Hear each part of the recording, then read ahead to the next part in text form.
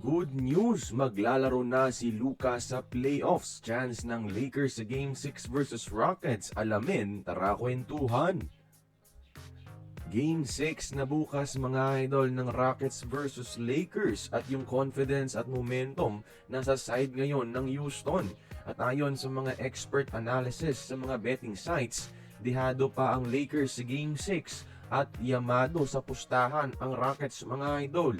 Home court kasi nila at syempre momentum, kaya siguro sila ang pinapaboran ng mga pumupusta sa buong mundo kahit opisyal nang hindi makakalaro si KD sa Game 6 mga idol. Pero kung history ang pagbabasehan, lamang pa rin ang Lakers dahil walang team sa NBA history ang natalo sa series kapag lumamang ng 3-0 mga idol.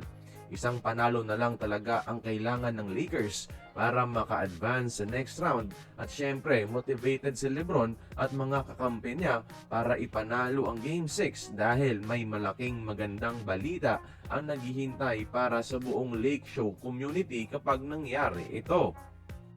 Maglalaro na daw kasi si Luka Doncic sa wakas sa playoffs mga idol kapag makapasok ng second round ang LA Lakers kalaban ang Thunders. Sa initial report ni Sham Charania, expected na out daw sa conference semi si Luka. Pero sa bagong report ngayon ng ESPN yung recent report ni ESPN correspondent Brett Siegel, best case scenario daw is makakalaro si Luka sa Game 3 or 4 versus OKC mga idol. Yan yung earliest return sa kanyang timetable mga idol. Pansin din kasi yung kawalan ni Luka sa Lakers ngayong series sa Rockets, especially kapag kailangan nilang pumuntos.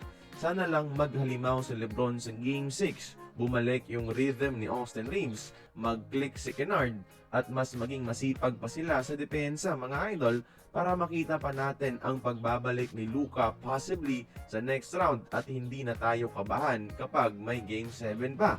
Kaya kayong mga idol, tingin nyo, tapos na ba sa Game 6 ang serye o mauuwi pa ba ito sa Game 7? Join the conversation, magkomento lamang sa ibaba.